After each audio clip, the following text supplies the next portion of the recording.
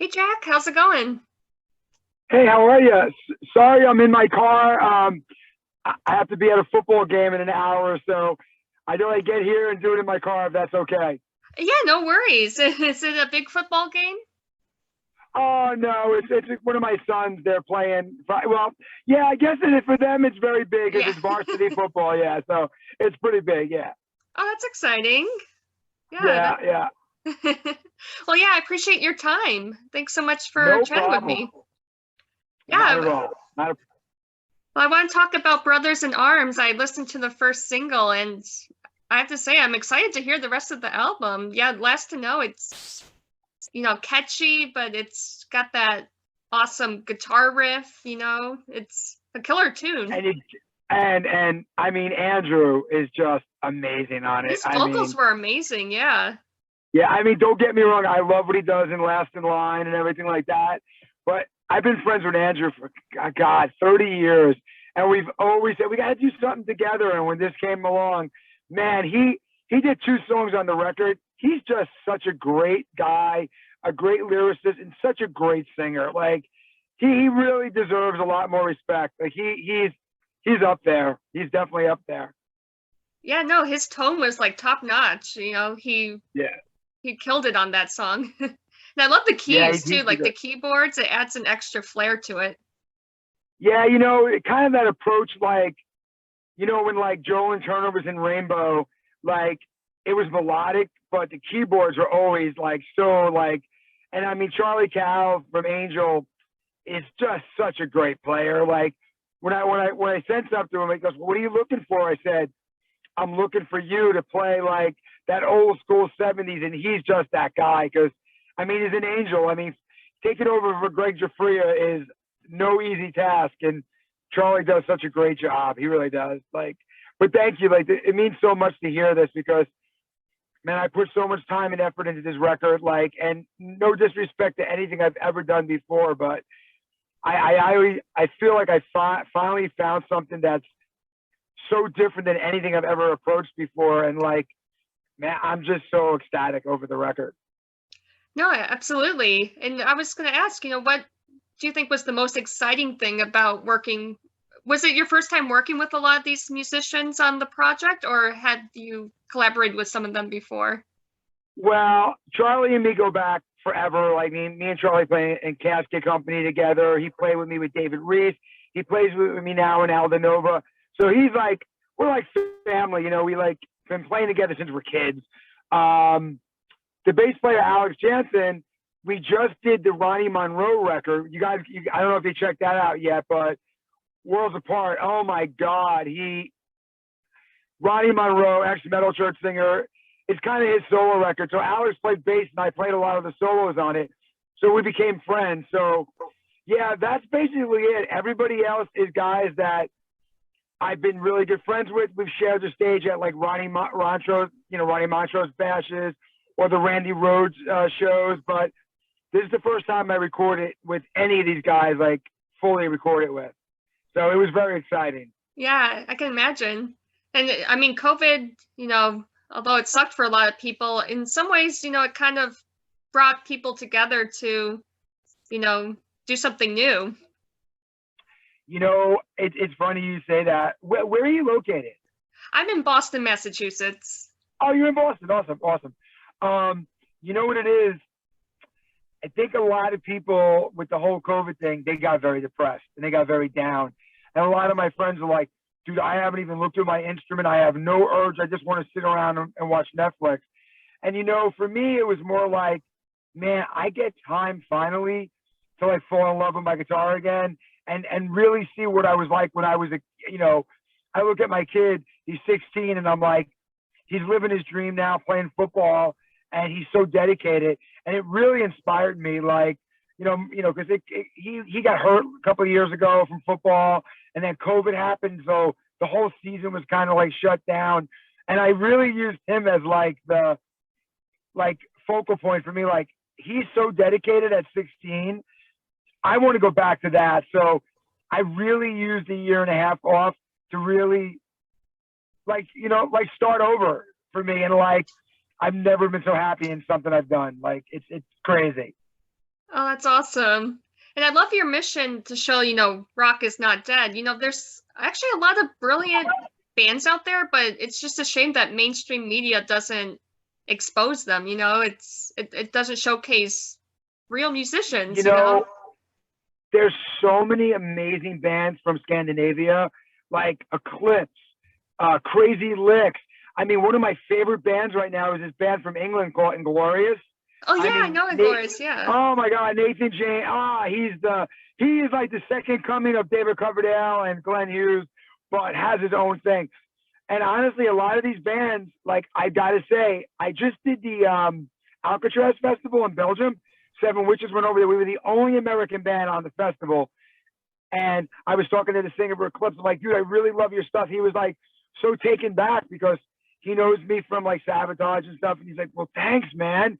Like, and there's so many young bands like, Dirty Honey. Yeah, Dirty I Honey, yeah. love Buck Cherry. I mean, there's a lot of bands that are still keeping that rock alive, but unfortunately, the media doesn't like, if you're not Nelly or like, Ariana Grande, nobody cares about you. But there's a small group of us that will never ever let rock die. It will never die, never. I Yeah. mean, and people like you that are so awesome. Seriously, look, it's Saturday morning. You could be doing a million other things right now in your life, but you're taking your time out to talk to me.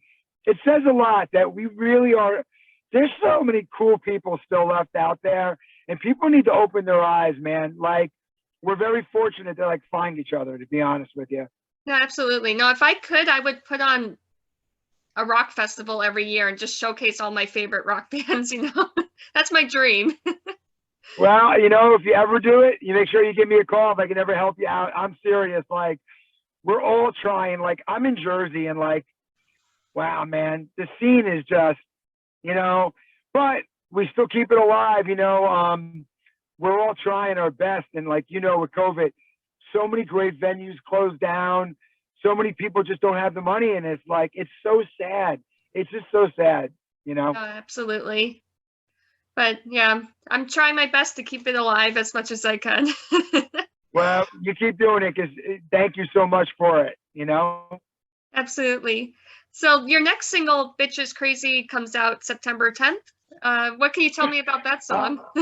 I'm just laughing like, And I love the name. today.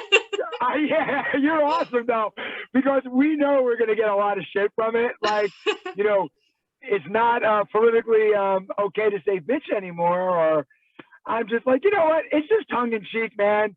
We're not calling a girl a bitch. It's just fun. I know, and this What I can cancel tell, culture needs to stop. I know. It's like, you know what I mean? And like, nobody's against each other, and it's supposed to be fun. The single drops September 9th. That's the first new video. All I can tell you is everybody better start taking a notice to a person named Keith St. John. Keith sings for Burning Rain. He's the last singer in Montrose. He keeps the Ronnie Montrose name alive all the time. He sings for Kingdom Come now. Keith is literally one of the greatest frontmen out there right now.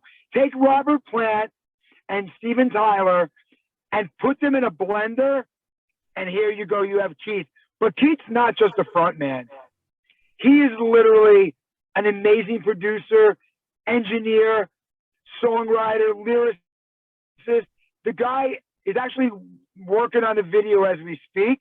All I can tell you is, if you love Van Halen, first few records, and if you love the funniness of like Hot for Teacher, it is that kind of a song. It's just about when rock and roll is fun, and people aren't so uptight about it. You talk about hooks. It has such a great hook, but it's such an in-your-face, like, wait, people are going to go, what the hell is this? It's just a really fun song. And again, man, Keith killed it. Killed it. He wrote all the lyrics, all the melody lines, and he literally came back to me and said, oh, we should move this around. We should do this. And like, I'm not the type at all. Like, everyone goes, oh, is this the Jack Frost solo record? No. I'm like, maybe a pimple on this record. The guys in this band, Carl, my drummer from Diamond Head, Charlie, Alex, and then there's so many singers we haven't even talked about yet. Todd Poole, I mean, from Roxy Blue, Paul Sciortino, I mean, Jesse Damon from Silent Rage, I mean, Nick Walsh, another guy that deserves the respect. He's from Canada, sings for Split Toxic, Moxie. I mean, Steve Overland from FM. I mean, these guys are just the cream of the crop. So I'm just telling you, nobody did not do their job. Everybody gave 190% on this record. Wow, to be honest. I can't wait to hear it. And it's available for pre-order right now, right? Right. It's available for pre-order. It comes out the 24th. That's another good point, if that's okay. If I don't mean to interrupt you, but oh, no, not at all. I just want to say we could have went with any label. There's so many great labels out there. My friends at Frontiers, Golden Robot, Casablanca, they're all amazing people. The reason we went with Deco, Bruce, Charlie, and Alan, the one thing their mission is right now is for the artist, not for sales. Honestly, they know this record's not going to go platinum, but they believe in what we're doing. And if anybody's looking for a good home, I know my good friend Carmine Peace is on the label. This did the King Cobra Live record, the Guitar Zeus. I mean, honestly, if you guys are looking at musicians out there or even solo artists, man, Deco is treating me so good. They gave me full carte blanche to do whatever I want with this record. Oh, that's amazing. Yeah. There's Yeah. not many that will allow you to go 100% with your vision. So that's cool. You got to do that. Yeah, like full on, like, I mean, they never said, oh, you said bitch, or, you know, they're like, these are great songs. They're great songs. Again, and people have to understand, please, this record is a hit record. Every song has a hook. No one's mad at anybody. No one's talking politics. It's literally a fun, get in your car, drop your top, and it's 80s, what the LA Strip was all about. Seriously. Yeah, I love that. And will there be a music video for the next single, or is For it Bitches kind of Crazy? in the air? Yeah. Oh, no. Maybe I didn't say it correctly. Keith is actually editing all the video stuff right now. Oh, okay. It is going to be something for the books.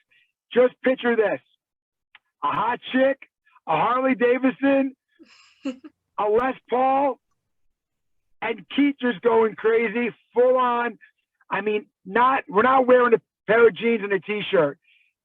I'm saying to you, get ready for 1984 to smack you in the face. Yeah, I would love the that video to come is back.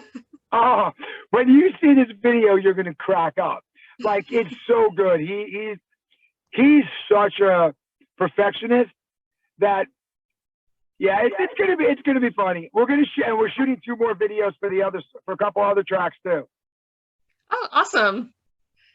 Yeah, since we can't play right now, we thought we'd give the fans some videos to enjoy and to see what we're all about until, you know, we thought that life was opening up. I guess no. Yeah, I know. I mean, I don't know how it is with you guys right now in Boston, but New Jersey's getting hit again with numbers, and then we had a tornado the other night. It's just so crazy. I know, it's like never ending. Yeah, Boston, we were doing well, and then all of a sudden we have a new mask mandate, so it's like deja vu. I love are you originally from Boston? I'm originally from Michigan, but I've been in Boston for about 10 years now. Oh, really? That's awesome.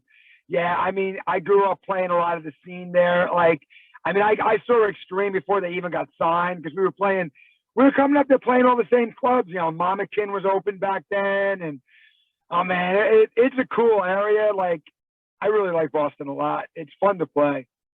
Yeah, and I was actually going to ask you to kind of go back to the 80s. You know, I wanted to know, what was the best band you saw live as a fan?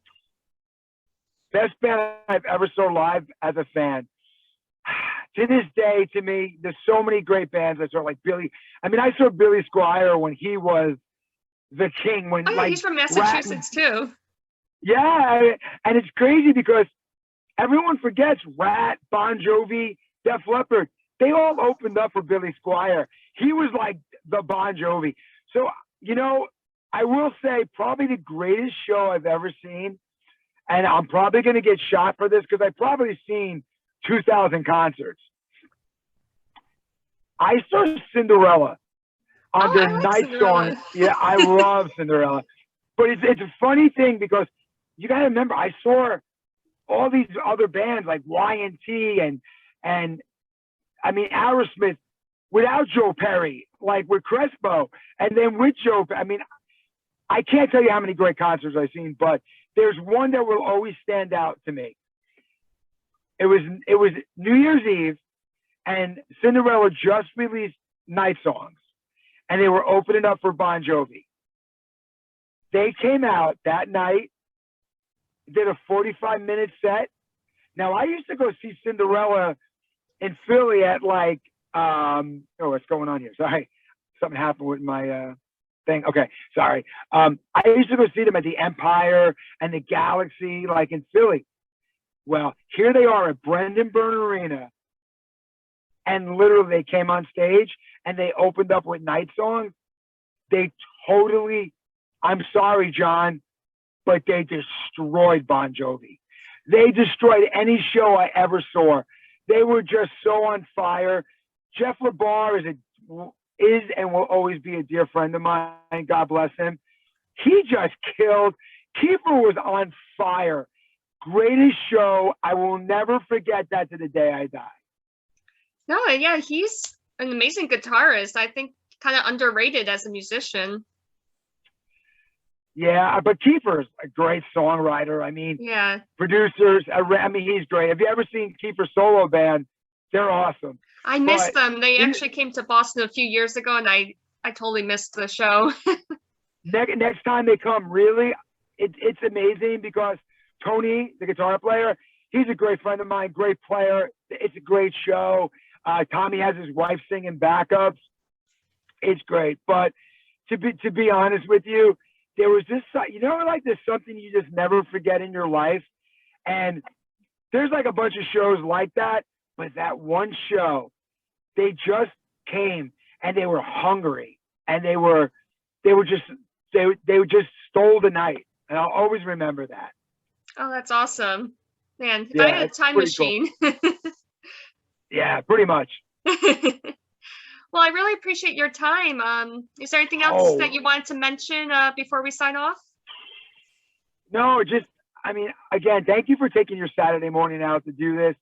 And to be honest with you, I'm just so like really taken back by the response that I've got from the press, from fans, from friends. Like, dude, this is really good, man. This is really good.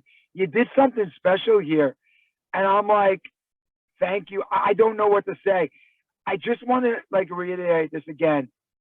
I could not have made this record without the wonderful gentlemen that played on this album.